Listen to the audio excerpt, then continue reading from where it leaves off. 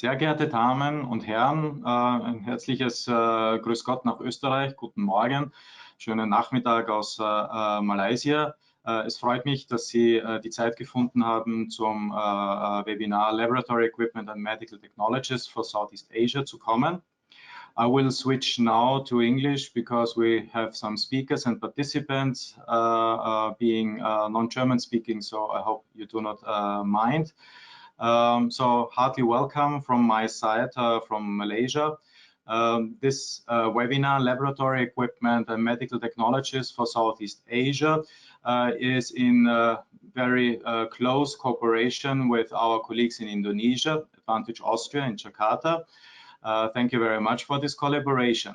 I want to mention some technical things before I go into detail about the content of the webinar. Just that you are sure this webinar will be recorded and we will share it later on to you as participant on our YouTube channel. We will also send you the link to this presentation you will see afterwards. If you have any questions, please feel free to share it throughout the whole webinar. I will collect them in the question session, and I will try to ask as many as possible in our Q&A session at the end of the webinar. Our topic is laboratory equipment and medical technologies. Not only Malaysia and Indonesia, but in whole Southeast Asia. That's why we also tried to find speakers outside of Malaysia or covering the whole region. And we are very happy that we succeeded to have really interesting speakers from the business who can share with you what is really the situation here and which kind of potential they see. These countries here in Southeast Asia are quite important markets for producing medical devices and medical materials like hand gloves, etc. For instance, Malaysia is the largest producer of nitrile and latex hand gloves with 65% of world market share. But it is also a very interesting market to bring in new products from laboratory as well as medical devices, life sciences, pharmaceuticals, because it's also a very dynamic market and is very strongly growing. So I'm very happy to have you here with me this hour, and I hope you will find a lot of interesting information that you also see, like ourselves, that Southeast Asia is a very promising market.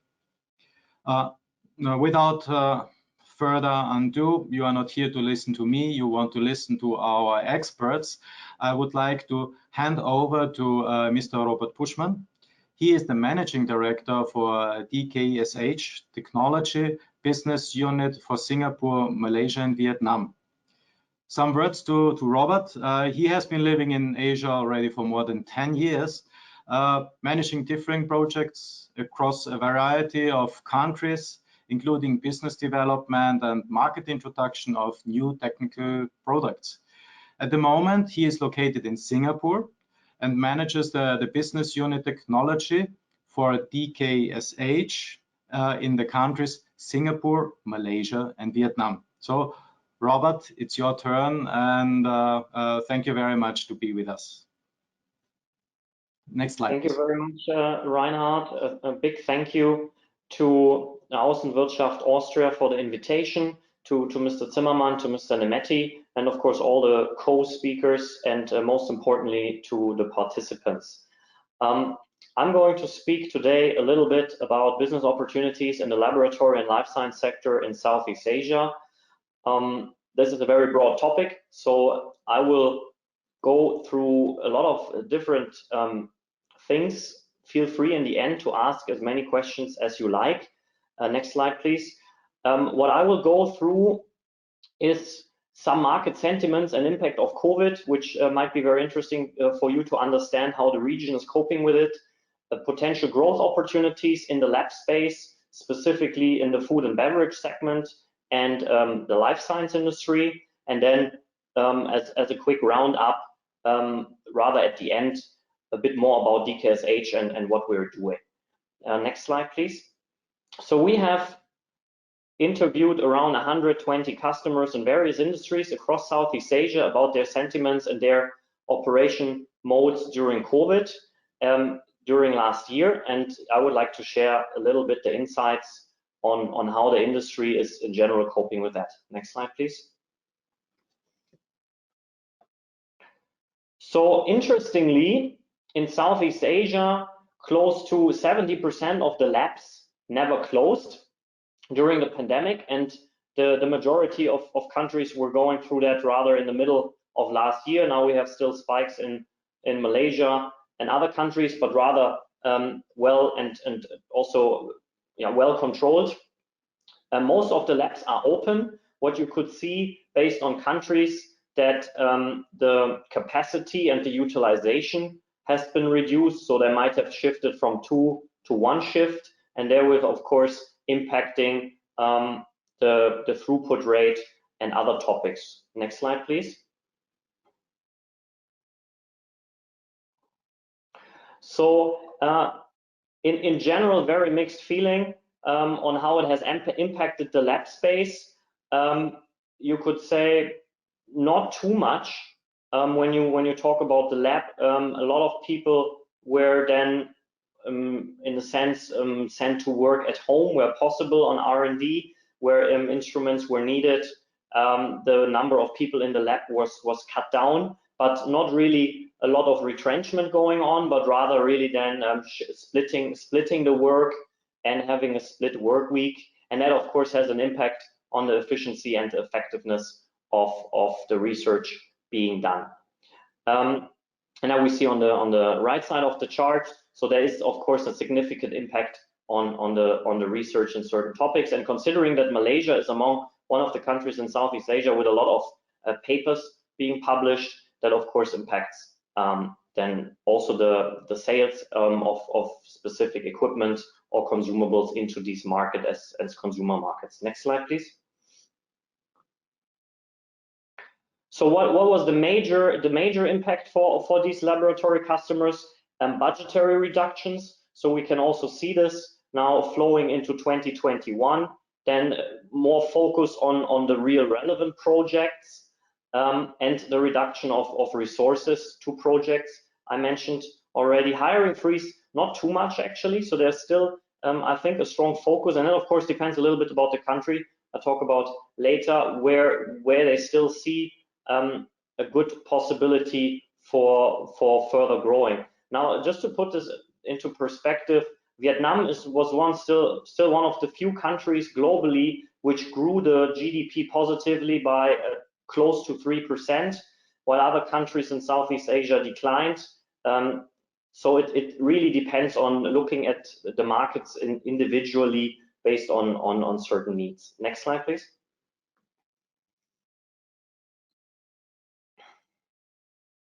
So how did that affect the purchase? So as mentioned, delay. Also, a lot of services could not be conducted because labs were closed or operated on a minimum scale. Access was not possible due to work from home, and there was a very high sense of tightening the budget because of uncertainty and not knowing what's going to happen. And I mentioned already that's flowing also into that year. Interestingly, there's also a number of labs which hasn't been impacted, which is close to 15%. And additionally, a lot of labs used also that opportunity to focus on things which they usually can't do, potentially designing new experiments or exploring new research directions, which of course could then lead to further innovation. Next slide, please. So where do we see the growth opportunities? Next slide, please, especially in with a focus on Southeast Asia, but in general, you have a lot of countries in Asia, and out of these, 2 in Southeast Asia, which are under the top 40 countries worldwide with the highest life science spending, which is Singapore and Indonesia, strongly upcoming, of course, with a huge population and there with a huge potential to grow. The biggest increase on R&D spend and further going, and here you could probably take Singapore as a major hub.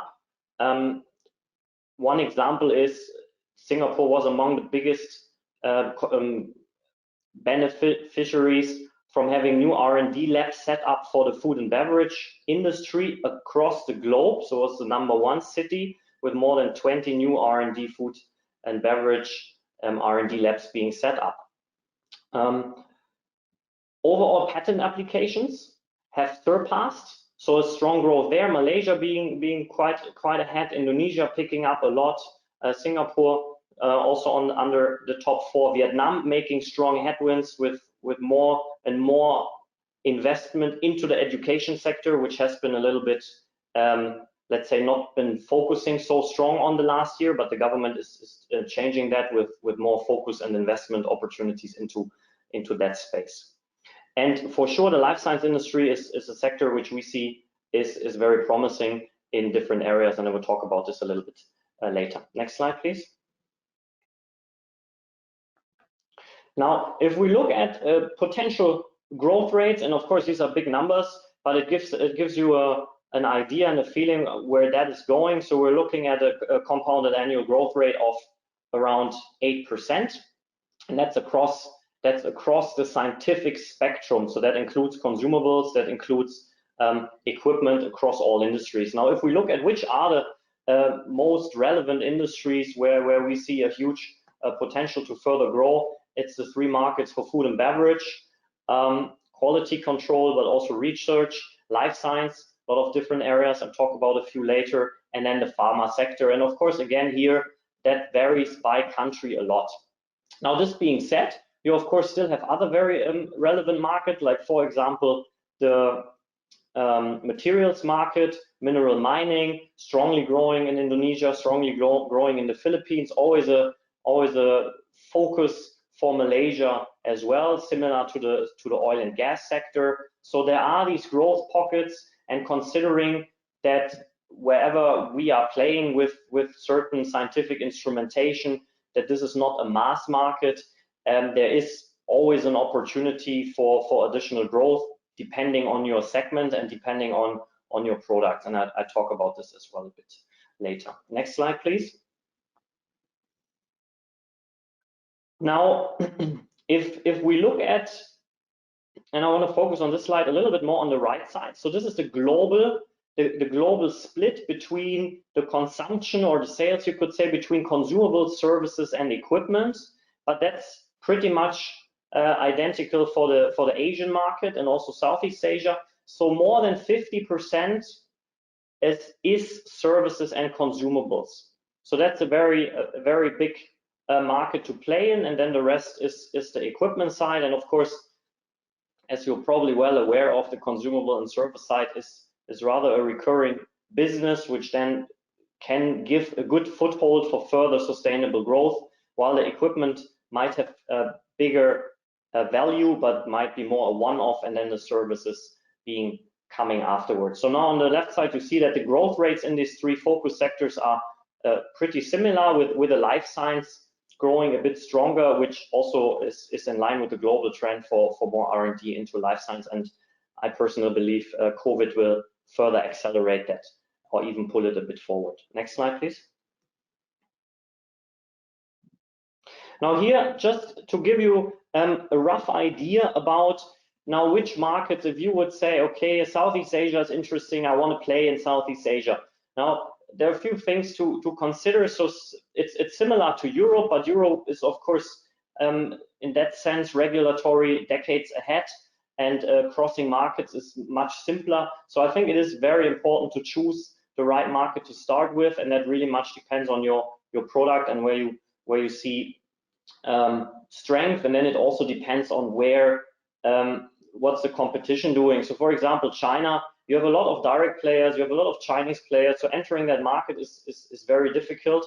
And you might have other markets, and I want to point out here a little bit Vietnam, which is strongly growing, but then has other topics which hinder a fast market entrance, such as customs and processes and regulatory as well as compliance topics, which hinder maybe a fast setup and foothold into such countries. Now, Thailand in Southeast Asia is definitely a very, very interesting market, to a certain degree mature, but still with a lot of growth pockets, and definitely a strong key player within Southeast Asia. Now, Malaysia shouldn't be underrated. It really depends on the industries. If you look at palm oil, oil and gas, mineral mining are all very strong industries. It was mentioned before by Mr. Zimmermann, the glove industry, and there with the polymer industry behind that, with a long tail, is a backbone of Malaysia. So that always has opportunities, and especially now with the pandemic and the glove manufacturing, that segment is obviously strongly booming. Next slide, please. So just a few insights, and of course very generalized. I'm very happy to have conversations about this in much more detail after that, or with the questions. Next slide, please, on the food and beverage side. So food and beverage major focuses will be food safety and authenticity, as well as halal solutions, especially for markets like Malaysia and Indonesia, and it's very strongly consumable driven. So here's a need, and that market on the microbiology side is destined to grow, also due to export requirements into the European Union, where manufacturers want to bring their products into the EU. Next slide, please.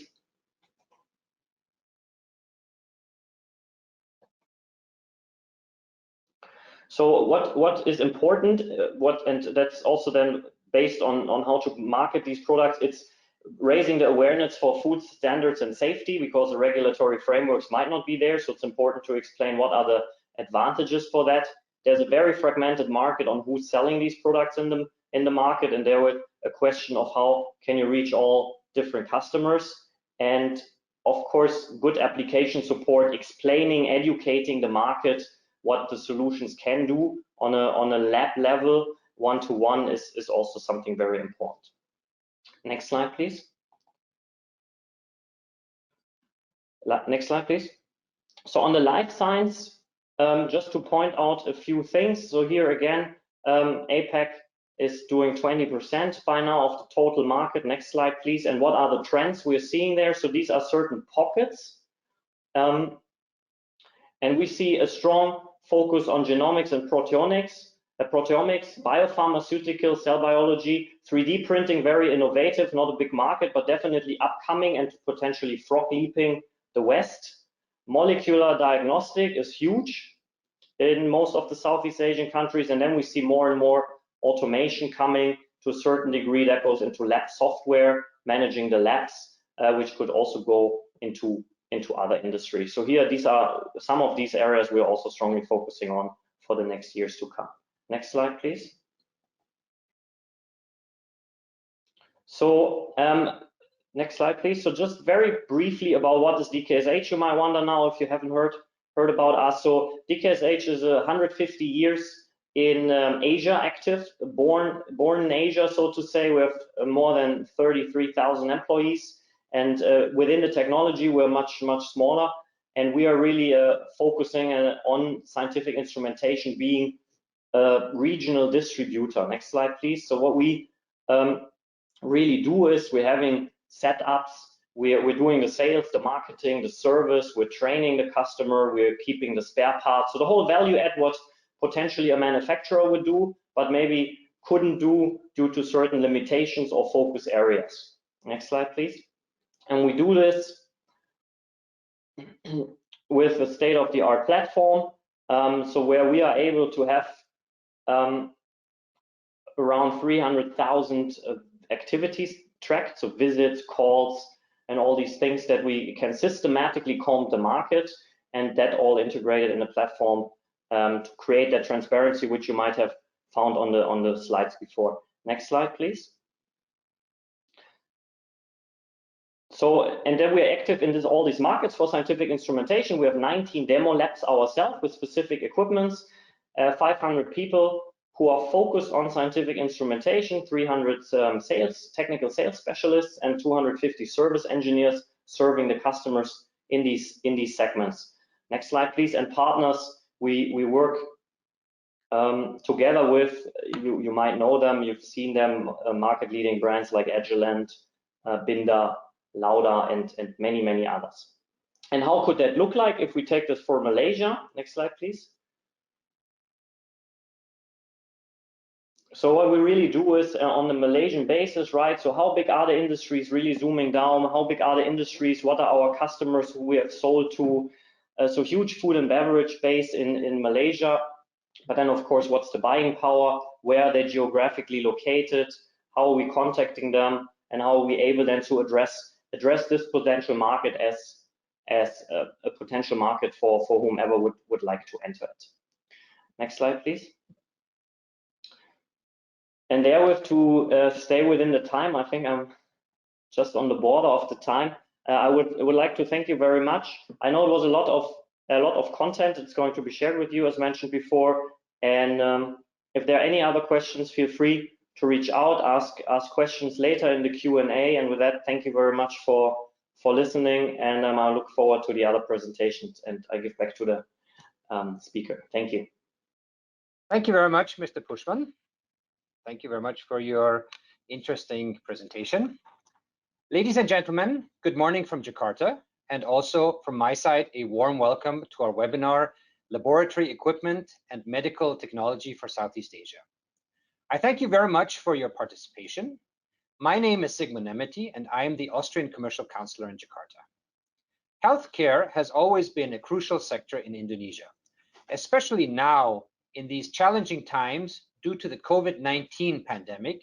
The importance of a functioning healthcare system with well-trained staff and modern equipment is evident. Another big challenge for the healthcare sector in Indonesia is the size of the country itself. Indonesia is an archipelago that consists of more than 17,500 islands and occupies a landmass of around 1.9 million square kilometers. That's almost 23 times as big as Austria. Indonesia is the largest country in Southeast Asia, and with a population of around 270 million people, it makes it the fourth most populous country in the world. The distribution of health services on islands like Java and Bali is comparatively straightforward due to the good infrastructure and the high population density. However, many remote areas of the country are difficult to reach. Those places are usually sparsely populated and the infrastructure is poor. Some areas of the country can only be reached by boat or airplane. Effective infrastructure and logistics play a crucial role in accessing them.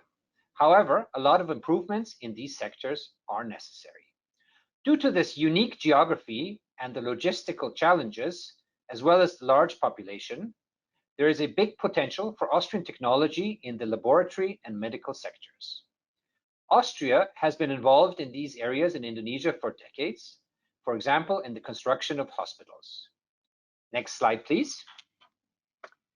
In order to learn more about the current situation in Indonesia and the potential for Austrian companies, I would like to introduce to you our speakers, which are Colonel Dr. Hendro Yulianto, who is a studied anesthesiologist and head of the Experts Board of Aviation Medicine of the Indonesian Air Force.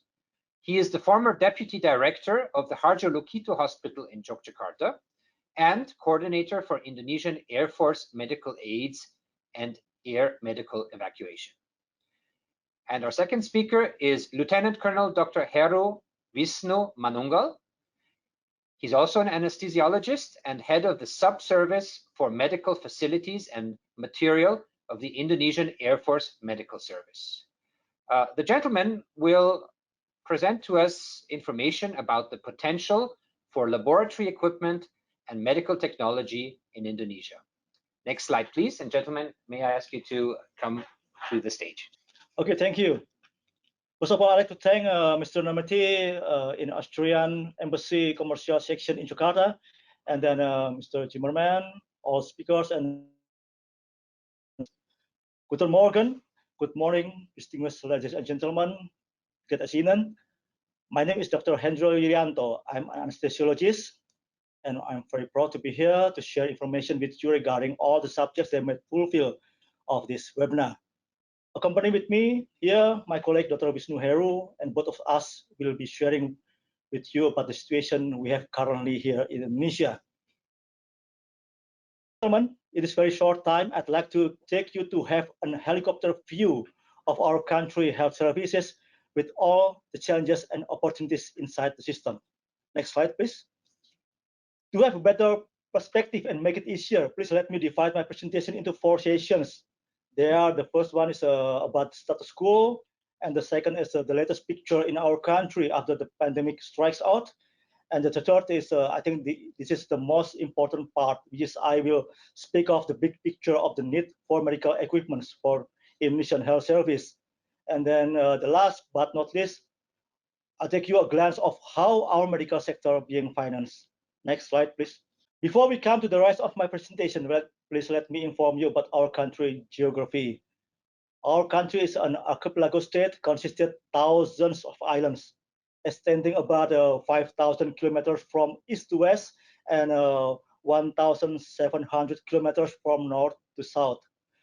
The 5 biggest islands are Sumatra, Java, Sulawesi, a part of Borneo, and Papua. And as you know, our capital city, Jakarta, is located in Java Island. Next, please. With a population totaling around 275 million individuals, Indonesia became the 4th largest country in the term of population size. We may see in the slide how dense is the population comparing with other countries' population. However, ladies and gentlemen, here by the size of population, also we can see the challenges and opportunities from the health service business point of view, because the number of young people here in Indonesia is continuously increasing. Next slide, please. We come to the first session about the status quo. Next slide, please. There are around 2019 hospitals serving in Indonesia, which is the majority of them are general hospitals. Beyond the small part that are already specialized their services. Also, we can see here the general hospital belongs to 82% of all kinds of hospitals, and the group of mothers and child hospital become the second biggest. The hospital owned by the government, even though not much as the private parties owned hospitals, but they usually much bigger one and usually located in a province or district capital. And also the military and police hospitals, even though we are less in number, but occasionally we have better facilities and more modern machines. And as we may know, there were already good experiences regarding relationship between the government of Austria and Indonesian government and the Department of Defense in the term of medical equipment supply up to now. Next slide, please. In current situations, Indonesia have around 265 bed capacities, but actually it is considered merely a drop in the ocean, given that at least more than 500,000 beds are needed, especially for the ICU beds capacity during this year with the pandemic attacks. That some experts said that in this pandemic situation will multiply the need of hospital and ICU beds almost as twice or 3 times as normal situation needs. And with high portion, of heavily subsidized bed destination, our government still have a very tough jobs to ensure a required subsidy comes to the eligible groups of people. And yet, in this time of pandemic, we already try to build more bed capacities to take care of our people. However, in a point of view of the intensive care unit service, there are still much more capacities needed to cope into the advancing situation of the pandemic. Despite of the yellow number of 60% stated by WHO, our bed occupancy rates has reached over 80 or sometimes 90%. And however, we try to suppress the rates to below ideal of 60%. It hasn't succeeded yet up to now. Next slide, please. And now we take a look on the situation caused by the pandemic in Indonesia. But before that, I'd like to inform you that Indonesia nowadays is just in an advancing vaccination program, and both of us have already vaccinated twice a couple of weeks ago. Next slide, please. According to the latest data, up to 1st of March 2021, Indonesia have more than 36,000 of unnecessary deaths by this virus. However, Even though the war has not yet ended, we thank God because most of our patients may get recovered from their suffering. Next slide, please. This slide shows the comparison between Indonesia and Austria situation under the pandemic. Indonesia surely has more cases and more deaths than Austria. Indonesia case fatality rate is at 2.7%, while Austria is at only 1.9%. And we believe that the more advanced health services and the behavior of the people will lead to these results. However, we also see here how is the new cases still continue rising up, and become the newly burden for Indonesia health system capacity. And regarding test and tracing efforts, the daily number of specimens and suspected cases tested in Indonesia were accomplished to the norm. But as we talked previously about our geography, this is really not distributed evenly among the provinces and districts. As you know, Jakarta is our capital city, so it took the biggest part in here. Next slide, please. And as we may see in the slide, that the third space shown by the peak in these charts, which is when there was a large increase in the numbers of hospitalized COVID-19 cases in Indonesia, happened in last January, while this already ended around December 2020 in Austria. And it means that Indonesia have still a lot of tasks to do in the upcoming months, including preparing more hospitals and the required equipment, whilst maintaining the ability to respond to any potential future increases in demand for COVID-19 care. Next slide, please. And we are in the most important part of this presentation. Here I will talk about the big picture of the medical equipment needs in our country around this time and maybe for the next future. Next slide, please. Ladies and gentlemen, bed capacity may not be the most crucial bottleneck for providing health system care, but we should be also considering a continuously upgrading of the facilities and equipments. Nevertheless, speak of medical equipment requirement, I think that will be too much to cover. So hereby I will divide it into 5 biggest parts of group of service that might need the new medical equipment may provided by you and Australia government. The first is life-saving equipment, usually provided in emergency department and ICU. There are many of them, including the airway, breathing, and circulation management machines, such as ventilators, intubating sets, and vital signs monitor, etc. The second is the equipment needed for doing basic care and nursing treatment. We can categorize inside this group, for example, is hospital beds, simple vital sign monitors, simple medical and nursing tools, and etc. The third, there are some diagnostic and laboratories machine required. For example, high-resolution CT, MRI, novel chemistry and hematology analyzer, diagnostic machine for COVID-19, such as a PCR machine, and etc. The fourth are the operating room machines. I think you have already recognized much better than me. And the last one, it is a thing that I'm quite sure it has not been discussed too often. Ladies and gentlemen, here I inform you that there is a big need of us regarding the waste management machine, because sometimes there were illegal action in this issue, even done by the companies which should be responsible to process it. The rumors said that the companies sometimes dump the waste into the sea, and I think it's the time to prevent that kind of illegal and dangerous fraud. Next slide, please. And for the special suggestion, I try to convince you that these 3 kinds of equipment will be needed most in the time of COVID pandemic.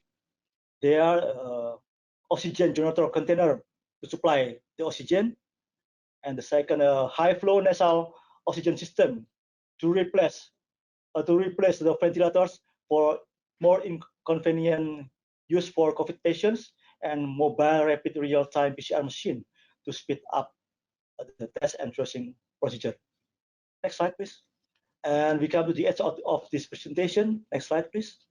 Distinguished ladies and gentlemen, talk about health care and medical sector financing. When we looking back to year 2013, there are 31% of Indonesia's population was uninsured, and 61% of them were government insured, and just 8% enjoyed the private health insurance. However, at the beginning of 2014, the Indonesian government has introduced mandatory universal health coverage, locally known as GKN, and it has changed the way how medical sector in Indonesia being financed. If in the previous years, the out-of-pocket schemes was the majority portion of our country total health expenditure, the healthcare system and also the medical sector financing. Nevertheless, as I told you before, this country is after all one of the most populous nations in the world, and therefore the opportunity of expanding the prospects of these medical sectors in private business point of view is still widely open. And for your information, in the year 2018, Indonesia's total health spending is at 2.87% of our GDP, and it was among the lowest one in the world, especially compared with the total expenditure in Austria that are at 10.33% in the same year. Yet for this year 2021, our president made a promise in her address early in this year that the health budget is planned at 169.7 trillion rupiah, or equivalent to 6.2% of the state budget. And he means it to strengthen our integrated health system. Then, ladies and gentlemen, we can see the door is wide open. Next slide, please. Finally, here is the summary of my presentation. The first one is there is still a big opportunity to expand the healthcare equipment business in our country. And then the second, the need of medical equipment be even bigger due to the pandemic attack.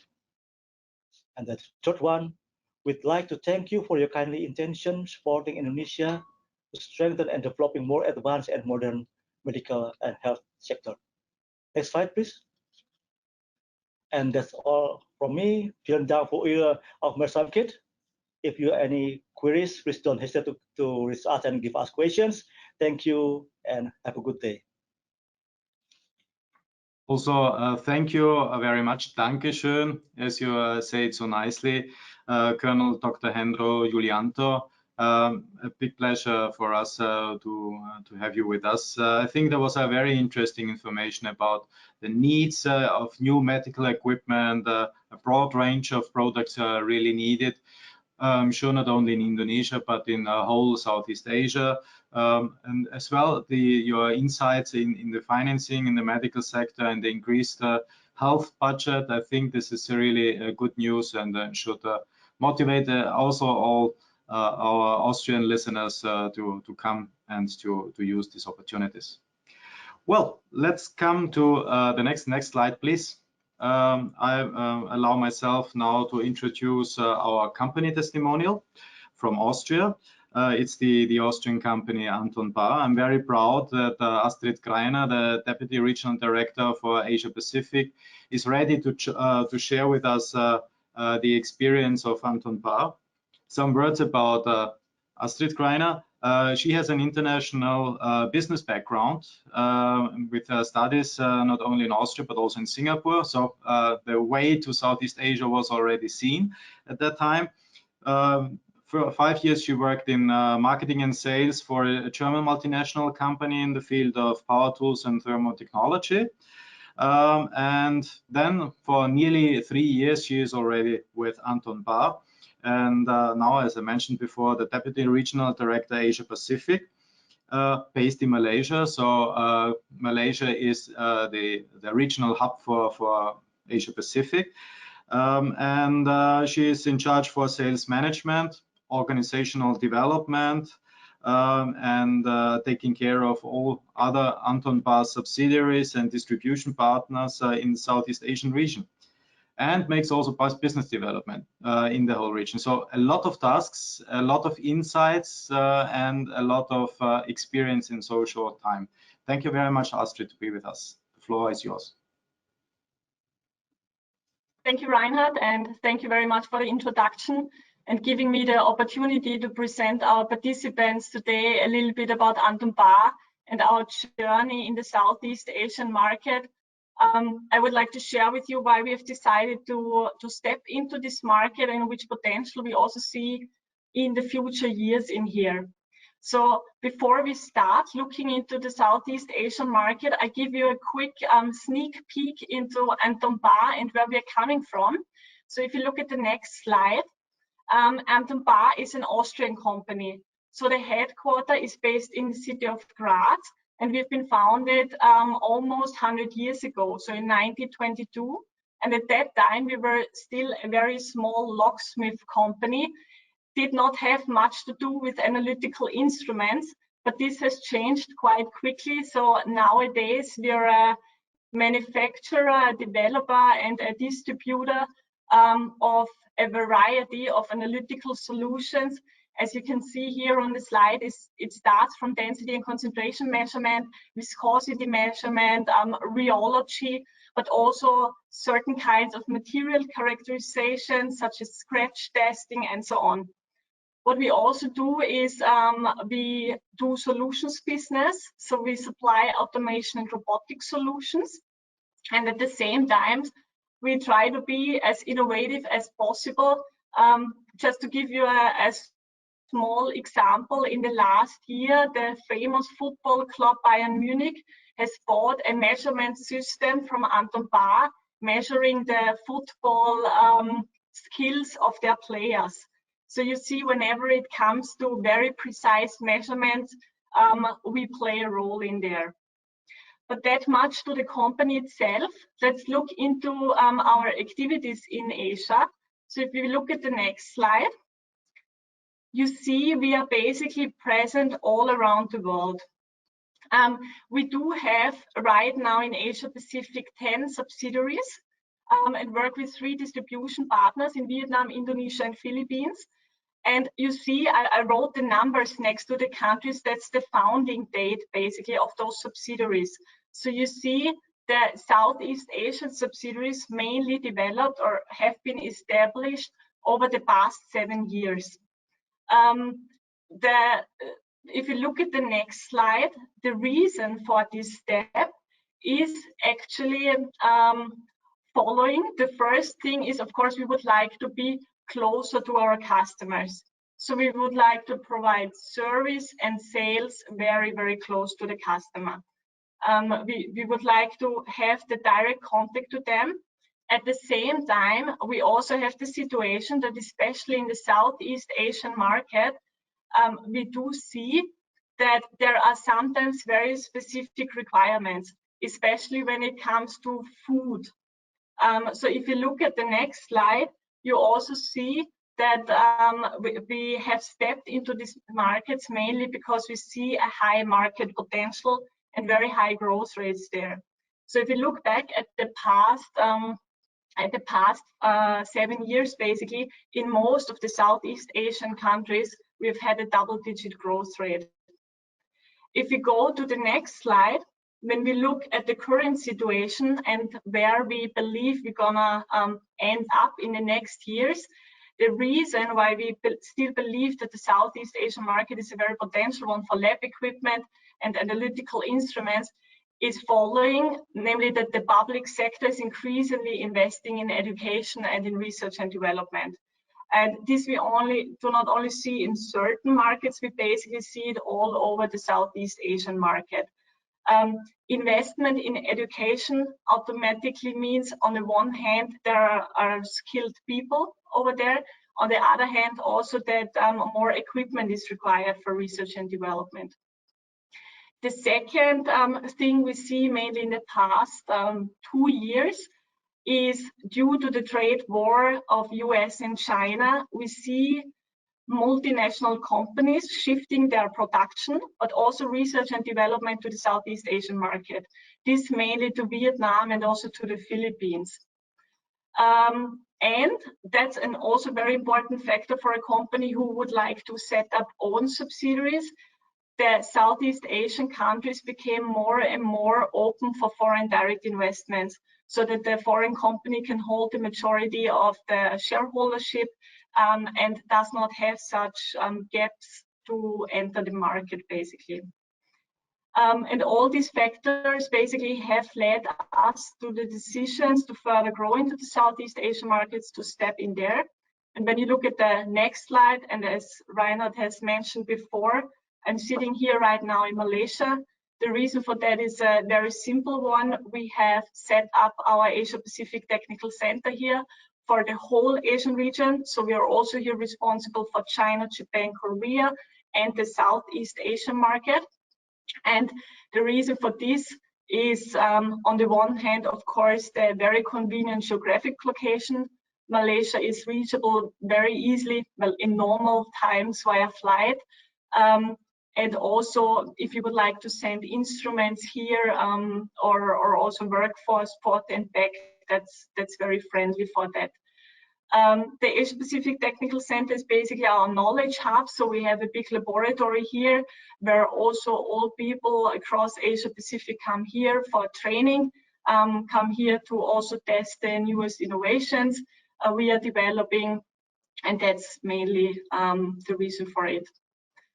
Well, this was it from my side. I'm looking forward to your questions. I hope I could give you a little bit of insight into what Anton Ba is doing and how we are operating into the Southeast Asian market. And with this, I hand over back to Reinhard. Thank you very much, Astrid. Really interesting to see how Anton Ba grew so much in short time. And I'm happy that we can work together. Yeah, now we are in the Q&A session, so you are heartily welcome to ask your questions. Please put them into your in the question section, and it will pop up with me, and they will address it to the respective people. A short question I have here related to the presentation as well as the webinar by itself. Yes, for sure, we will share this afterwards. As you are a registered participant, we will send this later on once we have the whole on our YouTube channel. And the presentation, we will send you with the link.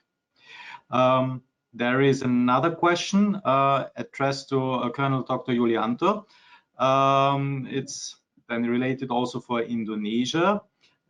Yes, maybe I also would like to ask the other speakers to switch on their cameras, that we can discuss openly with everybody. Yes, the question is, how does the financing of equipment work in the Indonesian Air Force? Please. Thank you, Mr. Reinhard. We like to thank that you recognize us from Indonesian Air Force, and I think it is a very interesting question. Sir, as the government institution, Indonesian Air Force, in the term of a procurement system, we have about 2 or 3 kind of resources of the foundation of the financing system. The first one is we have it from the term of the state budget.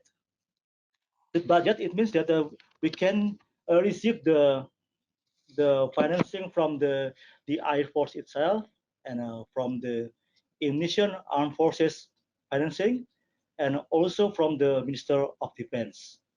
So the 3 of them. And then the other resources for the financing system is we also can receive the grant from other parties, just like the local government, or maybe from the private parties that they want to give the grant to us. And then the third one is the hospitals in Indonesian Air Force itself. They already being the business institution, so it means that they can buy and procure all their equipments by themselves. Maybe is that quite clear for you, sir? Yes, from my side, it's clear. If there are any other questions, please let us know, and we will forward then also the question.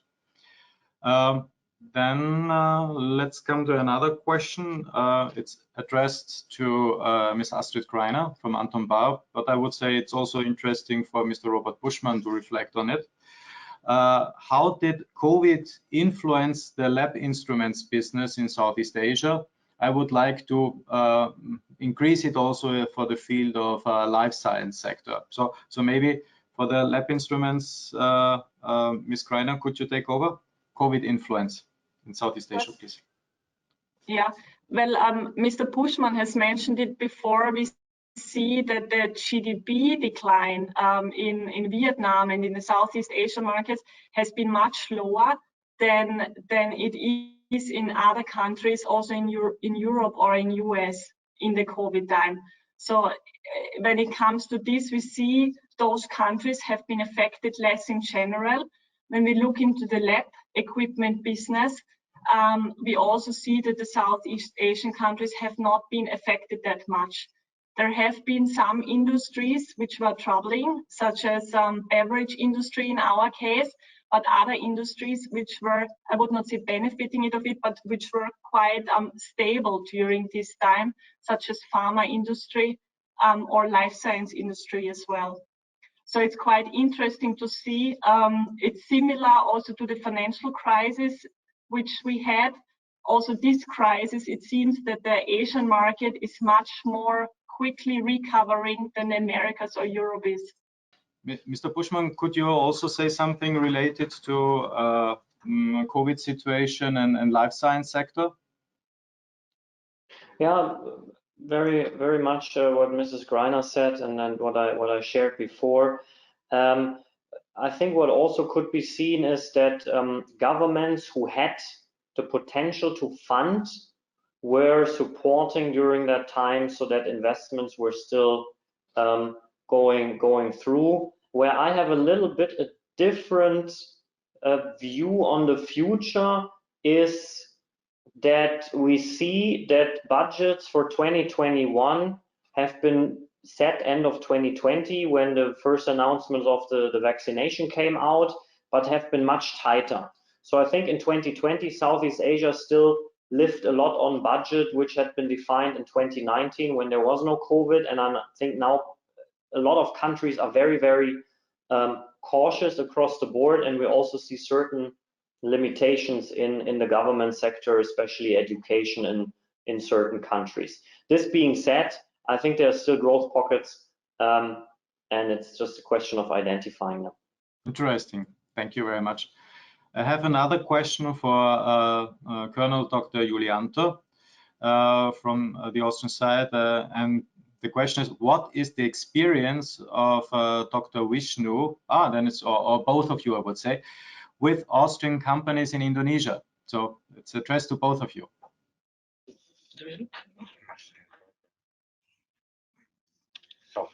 Thank you, Mr. Zimmerman, for the questions.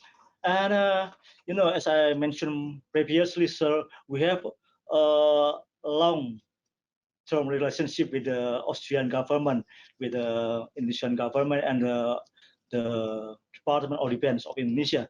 And then we have a lot of hospitals here in Indonesia supported by the Austrian government in terms of the soft loan to procure all the equipments and the much modern machine to do that era, then the already still you know, still give us the kind of capacity to help the people, especially in this COVID pandemic. Is that we still and we need much machine, that modern machine, just like the like the diagnostic and the treatment. And we have thankful to the Australian government for this kind of supporting. Thank you very much, Colonel Dr. Julianto. Yeah, I also see that the collaboration is quite active, and yeah, I invite everybody to use also our services, Advantage Austria, to bring with the respective local authorities in contact. Yeah, there is also one question which I would say should be then the last question. We have to see the end of our webinar already coming.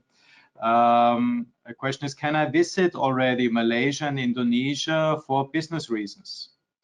I can address this for Malaysia, and my colleague Sigmund Nemeti can do this for Indonesia. Well, there are some good news from Malaysian side. On the one side, we succeeded to have the COVID-19 cases much better under control, and just recently was put into function a business traveler center where business travelers can enter without a quarantine. They have to request for the entrance with an invitation letter, and they have to wait 2 weeks. They must have a liaison officer who join them at during their program. They do not have to join at all meetings, but you also have to take over then the cost of this liaison officer. So if this is of interest for you, I think I will share with you then the link later on when we send you also the presentations, that you know that it's a little bit technical, but I think it's a good news for Malaysia to enter also for the different trade fairs, etc. Yes, and thank you very much for the question concerning Indonesia. In Indonesia, traveling to Indonesia is still very, very limited. At the moment, it is only permitted for persons, foreigners who have a residence permit in Indonesia to come to Indonesia, and for very, very specified specialists.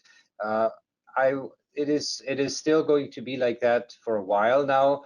Indonesia is still addressing how to deal with specialists coming into the country, and this situation actually changes almost every 2 weeks. I would suggest that should you have a specialist needing to come to Indonesia, please contact our office, and we will tell you about the newest regulation, how to come to Indonesia. But what is definitely true at the moment is if you do have the possibility to come here, you will need to do a 5-day quarantine in a hotel, which you have to book. It will be on your costs. During this time, at the beginning and at the end, PCR tests will be made. And as far as all PCR tests, especially also the last one, are negative, after 5 days, you can enter the general Indonesian space. Thank you very much. So I close now the Q&A session, and let's come to the wrap up of our event. Next slide, please. Yes, we have some interesting events coming up in Malaysia as well as in Indonesia. I would like to highlight that where I'm in charge of. So we are in the process to organize an Austrian pavilion at Lab Asia exhibition, which takes place 20th to 22nd of October this year. I'm quite confident that this will also take place as we are in the process of business travelers coming in without bigger problems, and I think until October with the vaccination program it should be even safer for everybody. Lab Asia is quite an important trade fair. We have had pavilions in the past, not yet, but we see a big potential, and that's why we decided to have it for this year, and hopefully also in the next year. It takes place every 2 years, and as the name says it, it's related to the laboratory sector, but not only for medical purposes. You have seen it also in the presentation lab, you know it best. It's not only medical, it's much more also in the field of food and beverages, oil and gas, environmental issues, security, etc. So I think it's a good opportunity for you to join. And if you want to know anything else, please let us know, and we will be happy to assist you. Sigmund, please. Yes, and I would like to take this opportunity to invite you to the Indo Healthcare 2021 exhibition, which will take place in Jakarta, well, actually in Jakarta from the 5th to the 7th of August of this year, 2021. The Indo Healthcare is a well-established trade fair here in Indonesia for the medical sector. Therefore, we as Advantage Austria Jakarta are organizing a catalog exhibition for the event this summer. Austrian companies from the medical and hospital sectors can present their products to an expert audience here and get their chance to enter the Indonesian market. Please, if you have any questions to our event, don't hesitate to contact us. As you have seen in the presentation from our guest speakers, there's a lot of demand and a lot of potential for medical equipment in Indonesia, and this would be a very good opportunity to present your expertise and your products here. Yes, so thank you very much, Sigmund, for taking over and talking about hopefully also the global situation report, the new product which we are offering to Austrian companies to get a short and compact insight into the different opportunities in the different markets.